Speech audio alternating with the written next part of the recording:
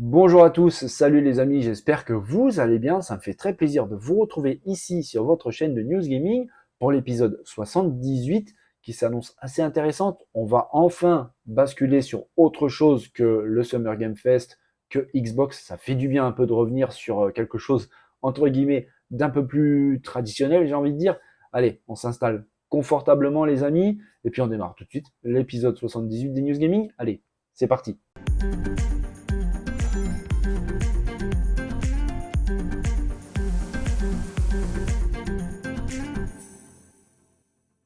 Bon les amis, avant véritablement de commencer la news gaming, j'ai envie de revenir sur quelque chose. Je vais essayer d'être assez rapide. Normalement, j'aurais pas fait ça, franchement. Mais là, je me devais de clarifier certaines choses parce que dans ma vidéo d'hier, j'avais abordé le sujet un peu épineux de Starfield. En ce moment, ça met un peu Internet en ébullition. Comme quoi Bethesda a déclaré que Starfield allait sortir en 30 FPS et qu'il supportait seulement le 30 FPS et non pas le 60. Alors évidemment, certaines personnes ont pété un boulon sur Internet, on peut comprendre certains. Moi, ce que je comprends pas, c'est quand ça va au point d'être haineux envers les développeurs. C'est là que moi j'ai dit que je défendais les développeurs. Je n'ai jamais défendu les constructeurs. Développeurs, constructeurs, ça n'a absolument rien à voir. Si vous avez vu ma vidéo jusqu'au bout, je pense que vous avez vu, vous avez entendu que j'avais dit que s'il y a un fautif à cette situation, et quand je parle de situation, je parle de cette ambiance et de ce qui se passe autour de Starfield, qui d'ailleurs arrive aussi sur d'autres jeux et pas seulement sur Xbox. J'avais dit qu'il y avait un fautif. Et quand j'ai dit fautif, j'avais dit c'est le constructeur, c'est Xbox qui a mis en avant les possibilités, certes au départ immenses de la Xbox Series X, c'est eux qui ont survendu la console. Si vous aviez vu ma vidéo jusqu'au bout, j'avais même pointé du doigt ma Xbox Series X qui est juste ici, en tout cas sa boîte, la console est dans le salon, et j'avais dit que sur la boîte de la série X, il y a la mention 4K, 60 ou 120 FPS. Forcément, quand les fans voient ça, bah ça hype. Moi, quand j'ai vu ça, je me suis dit cool, ça va être sympa. Et j'avais dit aussi dans la vidéo d'hier qu'il y a la même chose sur la boîte de la PS5. Sous-entendu, le fautif, c'est Sony, parce que sur la boîte de la PS5, il y a aussi la mention 4K 120 FPS. Et si je dis pas de bêtises, je crois que c'est même marqué 8K.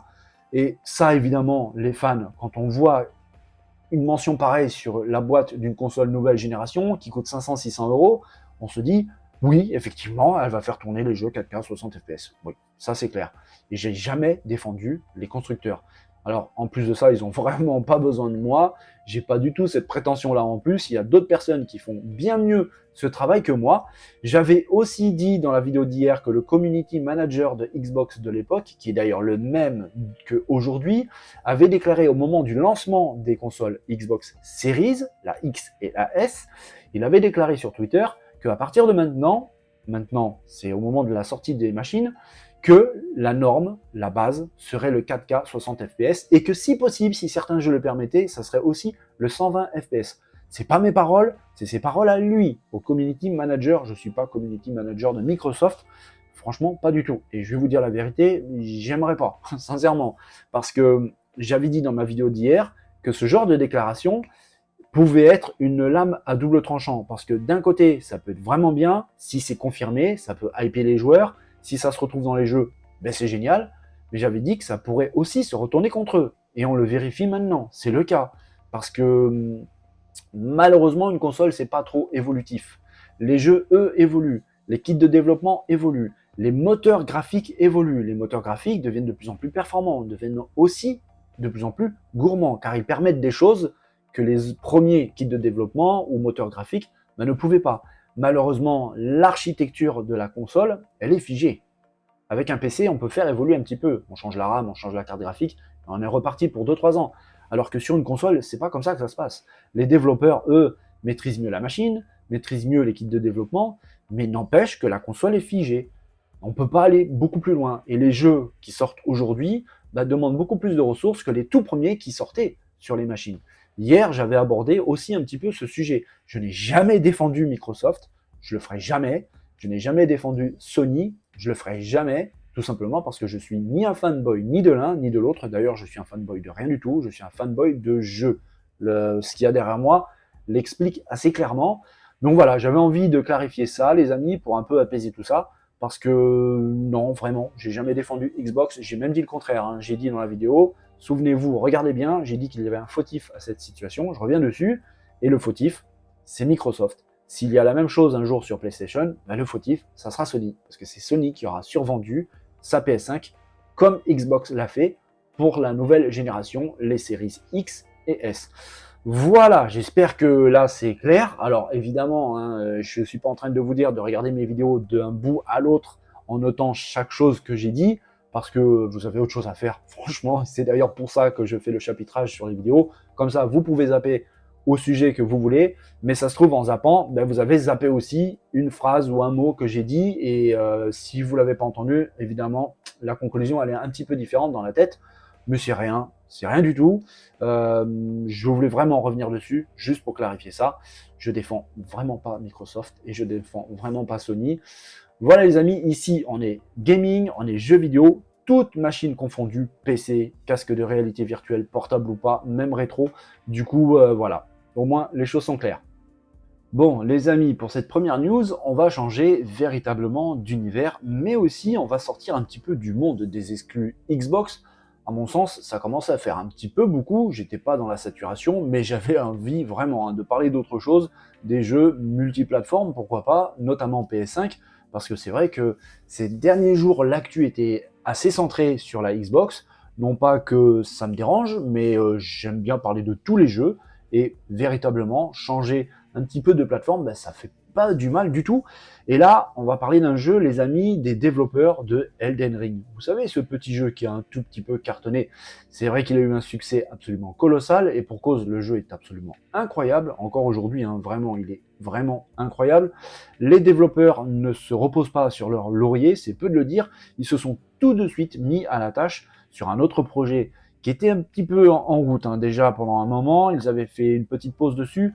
Ce titre, c'est Armored Core 6, un jeu qui est vraiment, vraiment différent. Ça n'a rien à voir. On passe d'un Soul-like à un jeu de mecha.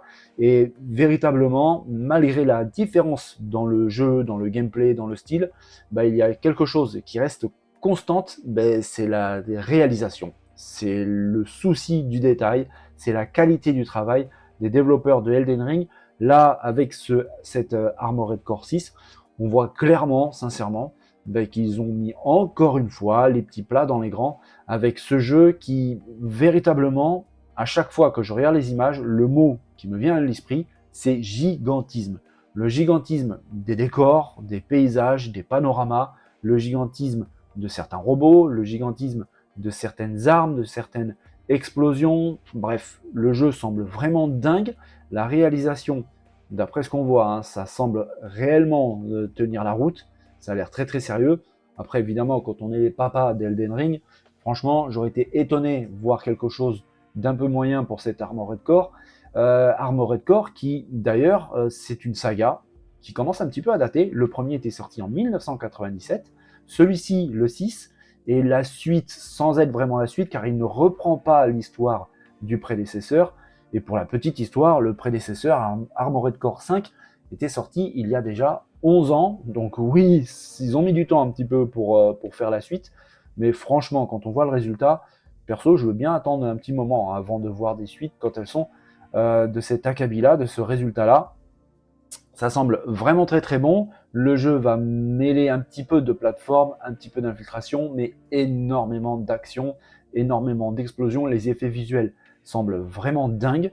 On verra vraiment ce qu'il en est manette en main, parce que des fois, hein, les jeux semblent vraiment très très beaux.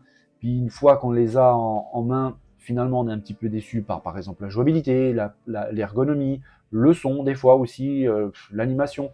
Là, franchement, ça semble vraiment du meilleur effet. On verra vraiment parce qu'en fait, on va pas devoir attendre très très longtemps, les amis. Hein. Le jeu sortira le 25 août prochain. Il sort sur PC, sur PlayStation et sur Xbox. Vu la qualité, il sort sur PS5 et sur Xbox X, que ce soit la Series, que ce soit la X ou la S. Et le jeu va permettre pas mal de choses. J'allais aborder le sujet, ça tombe bien. La personnalisation de vos robots, de vos mechas, avec énormément de choses possibles. Les jambes, le haut du corps, la tête, les armes, les bras, tout plein de choses qui pourront être personnalisées, upgradées suivant vos performances pendant le jeu et avec évidemment des effets à la mesure des transformations. Et puis, sincèrement, quand on voit les effets de lumière, eux aussi, qui sont réellement impressionnants. D'ailleurs, je vais avancer un petit peu, parce que tout à l'heure, je vous parlais de gigantisme. Et quand on voit certaines vidéos, notamment celle-ci, ce passage, le mot gigantisme, ici, prend tout son sens avec un boss ahurissant de taille, de violence même, qu'il se défoule sur votre mecha. Ça semble extrêmement fun, sincèrement. Le jeu arrive donc le 25 août prochain sur PC, sur Xbox Series et sur PS5. Enfin, un petit peu de nouveau, parce que c'est vrai que ça fait du bien, hein, un petit jeu de mecha un petit peu bourrin de temps en temps. Ça change des jeux de voiture, ça change des jeux de plateforme, ça change des jeux RPG et tous les Soul-like. Non pas que je suis pas friand de tout ça, j'adore, mais un petit peu de renouveau, ça fait du bien. Et puis surtout, un jeu multiplateforme, je l'ai dit dès le début de la vidéo, on parlait beaucoup d'Xbox ces derniers temps. Après, évidemment, il y avait le Xbox Showcase, donc j'avais prévenu que ça allait un petit peu prendre une grosse partie de l'actu, mais j'avais vraiment envie de passer à autre chose. Et ben, c'est le moment. Allez, une autre news plutôt courte, mais pour un jeu vraiment différent, là aussi, terriblement différent de celui qu'on vient de voir. Franchement, ça fait du bien un petit peu de différence, de diversité. Ce jeu-là s'adresse aux possesseurs de Nintendo Switch qui ont le Nintendo Switch Online avec le pack additionnel. Ce titre, vous allez pouvoir le découvrir ou le redécouvrir si vous l'aviez fait à l'époque de la Game Boy Advance. Le jeu sort donc sur le Nintendo Switch Online et le pack additionnel. Le célèbre jeu d'aventure avait eu vraiment un très très grand succès. Là, évidemment, vu qu'il est sur le online, il ne s'agit pas du tout d'un remaster ou un autre remake. C'est exactement la même chose que sur la Game Boy Advance. Donc du coup, les graphismes, ils sont ce qu'ils sont. C'est des graphismes Game Boy Advance. N'empêche que le jeu est vraiment vraiment bon, sincèrement, avec des mécaniques de jeu plutôt agréables. Ce jeu avait eu un véritable succès. Et pour la petite histoire, il va falloir vraiment faire très attention aux compagnons que vous aurez avec vous pendant votre quête, parce que s'ils tombent au combat, ils tombent vraiment. Vous les perdez à jamais.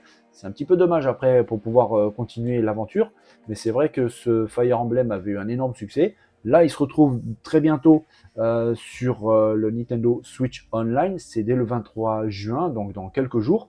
Et ça fait plaisir parce que y a pas mal de personnes qui n'ont pas connu ce titre. Là, ils vont pouvoir se le faire sur Nintendo Switch. C'est plutôt sympa. Bon, on va venir discuter d'un jeu qui, sincèrement, me fait de plus en plus peur. Je m'inquiète énormément pour ce titre que j'attendais beaucoup. Et plus le temps passe, et moins je l'attends. J'ai l'impression que ça va être un petit peu comme ça pour tout le monde. Et j'avais abordé d'ailleurs ce sujet-là dans une précédente vidéo en disant que plus ça va et plus ça sent mauvais.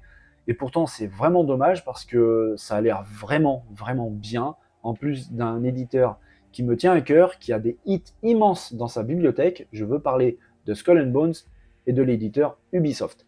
Ubisoft qui a d'ailleurs fait un excellent showcase, l'Ubisoft Forward. Vraiment, j'ai énormément apprécié sa conférence avec des jeux différents, très rythmés. Il y avait vraiment une belle ambiance, une belle énergie qui se dégageait de ces titres avec des jolies surprises, notamment un gameplay fabuleux de Star Wars Outlaws dont on abordera le sujet un petit peu plus tard dans une autre vidéo parce que je suis en train de préparer une sorte de classement top-flop de ce qui a été présenté, montré pendant toute cette période du Summer Game Fest avec toutes ces conférences. Et à mon avis, ce Star Wars, il a une place plutôt agréable dans ce top et ça me semble plutôt pas mal. Mais là, en ce qui concerne Skull and Bones, visiblement, il y a un énorme problème. Franchement, Ubisoft a une énorme épine dans le pied avec ce titre, et c'est vraiment dommage parce que le jeu semble vraiment bon en plus. Je sais véritablement pas ce qui se passe avec ce titre, mais c'est une catastrophe, que ce soit pour l'éditeur français, que ce soit pour les développeurs. Il y a un vrai gros problème, et malheureusement, il y a une nouvelle mauvaise nouvelle, parce que évidemment, si on parle de Skull and Bones, malheureusement, très souvent, c'est des mauvaises nouvelles. La bêta de Skull and Bones ne sera pas disponible pour console. Que ce soit les consoles Xbox Series, que ce soit la X ou la S, comme pour la console de Sony, la PS5, la bêta ne sera pas disponible. Ce sera seulement pour les joueurs PC. Et ça, c'est un vrai gros problème parce qu'en fait, il avait été déclaré le contraire. Il y a eu un développeur dans un canal Discord de Skull and Bones qui a affirmé que les tests n'étaient pas prévus, n'avaient même d'après ses dires, n'avait jamais été prévu pour les consoles. Et c'est là que je coince un petit peu, parce que je me souviens très bien, la possibilité de s'inscrire à sa bêta test était disponible pour console PS5 et Xbox Series. Donc après, ils reviennent sur leurs paroles en disant que ça n'avait jamais été prévu sur console. J'ai vraiment du mal à comprendre comment fonctionne Ubisoft autour de ce jeu. Autant j'ai été hypé par les Assassin's Creed et j'ai l'impression vraiment qu'ils prennent la bonne direction. Autant j'ai été hypé par Star Wars Outlaws et j'ai vraiment l'impression que le jeu s'annonce excellent et que même tout ce qui se passe autour de ce Star Wars semble vraiment bon. Autant avec Skull and Bones, je comprends pas comment tout ça est possible dans la même entreprise avec des équipes qui travaillent plus ou moins ensemble. Comment cela est possible? J'ai vraiment du mal à comprendre. Et quand on sait en plus que le jeu a été annoncé en 2018, nous sommes à la moitié de 2023. Le jeu traverse problème sur problème avec des reports, des retards. Là maintenant, on apprend que la bêta ne sera pas disponible pour console, alors qu'au moment où ça a été annoncé, on pouvait s'inscrire via PS5 et Xbox. Je sais pas trop ce qui se passe autour de ce jeu. Ça me fait vraiment peur. Je vous cache pas. D'ailleurs, j'avais abordé un peu le sujet dans une précédente vidéo en disant que plus ça allait et moins je le sentais concernant Skull and Bones, que éventuellement, on pourrait même peut-être imaginer une annulation du jeu.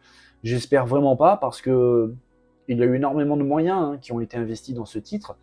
C'est pas que du humain, il y a aussi de l'argent. Du coup, si le jeu est annulé, c'est une perte sèche. En plus, il me semble que le jeu a été plus ou moins subventionné par un gouvernement, si je dis pas de bêtises, c'est même l'Arabie Saoudite.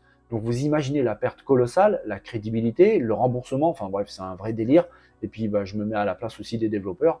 Ces gens-là ont des familles, ils ont aussi des factures à payer. Si vraiment ça se passe pas très bien pour Skull and Bones, ça veut dire que pour eux, véritablement, c'est possible que ça se passe pas très bien aussi.